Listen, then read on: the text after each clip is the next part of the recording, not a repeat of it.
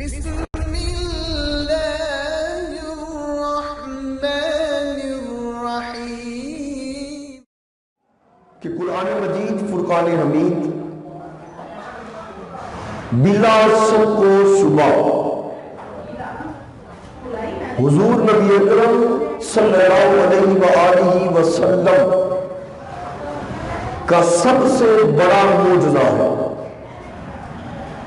یہ سرکار علیہ السلام کا سب سے بڑا معجزہ ہے۔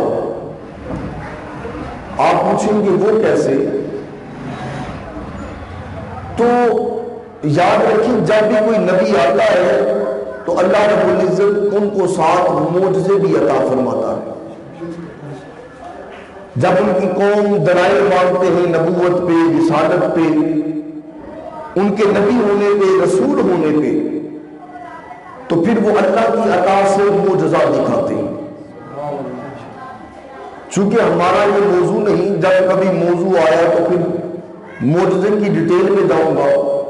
فقط اتنا بتانا مقصود ہے کہ اللہ رب العزت اپنے نبیوں اور رسولوں کو معجزے دے کر بھیجتا رہا، اور ہر معجزہ اس دور کے تقاضوں کے مطابق تھا۔ جس چیز کی اس دور میں شہرت ہوتی اس کے مطابق اللہ اپنے نبی کو معجزہ عطا کر دیتا۔ جب آپ کو میرے کریم آقا صلی اللہ علیہ وسلم دنیا میں تشریف لائے اور جس علاقے اور ماحول میں تشریف لائے، آپ کو پتہ ہے وہ عرب کا ماحول تھا، عربی لوگ تھے۔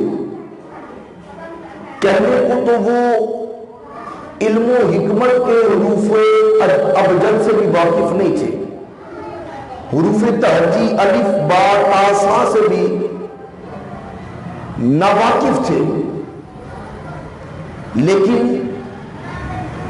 ان لوگوں کو اس کے باوجود اپنی زبان پر بڑی ایک فخر محسوس کرتے تھے، بڑا ناز تھا۔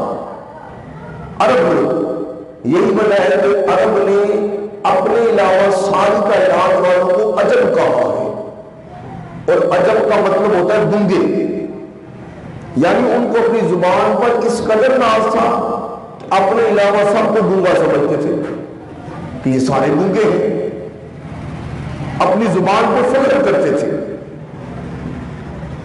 اللہ رب العزت نے اپنے محبوب کو ان لوگوں کے درمیان بھیجا جو عربی لغت کے ماہر تھے، اور جب حضور صلی اللہ علیہ وآلہ وسلم نے ان کے سامنے اپنی نبوت کو پیش کیا، انہوں نے کہا کہ معجزہ دیجئے جہاں امام الانبیاء صلی اللہ علیہ وآلہ وسلم نے اور بہت سے معجزات ان کے سامنے رکھے، ان میں سے ایک معجزہ قرآن حکیم بھی ہے۔ فرمایا کہ قرآن حکیم اگر تم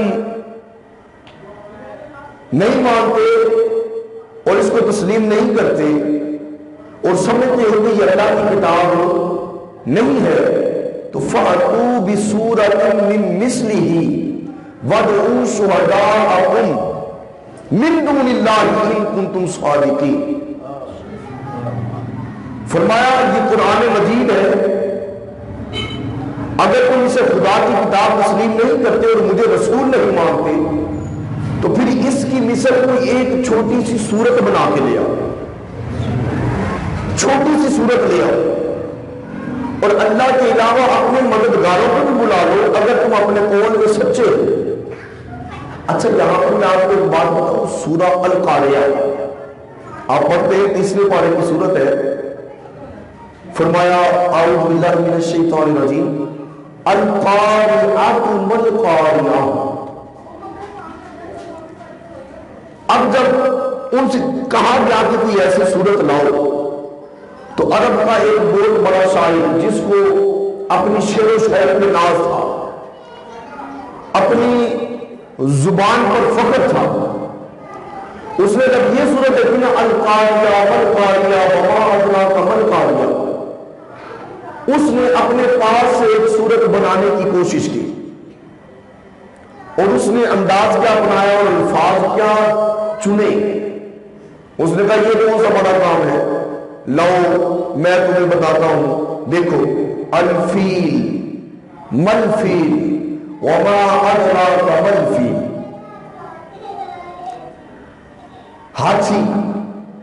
کیا ہاتھی؟ تم کیا جانو کہ ہاتھی کیا ہو؟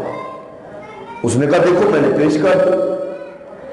اب یقین جانیے عرب کے لوگوں نے اس پر لام تان کی، برا بلا کہا کہ تم بڑے ناسمجھ ہو. ادھر کہا جا رہا ہے القاریہ، کھٹکنے والے. ملکاریہ، کیا کھٹکنے والے؟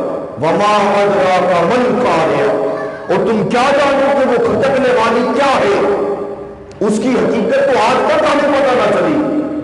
اور یہ تو تم کہہ رہے ہو الفیل ملفیل وما ادراک ملفیل، یہ تو بچے کو پتا ہو. یہ تو چھوٹا چھوٹا بچہ بھی جانتا ہے کہ ہاتھی کیا ہے. ہاتھی ایک بڑے سے جانور کا نام ہے. اس کی ایک چھوٹی سی دم ہوتی ہے، اس کی ایک بڑی سی سونڈ ہوتی ہے، اس کے 4 پاؤں ہوتے ہیں. یہ تو بچے کو پتا ہے. یہ بتاؤ القاریہ، اس کے اپنے لوگوں نے اس پر لعن طعن کیا. تو اللہ رب العزت نے اپنے محبوب علیہ السلام کو قرآن مجید بطور معجزہ عطا فرمایا.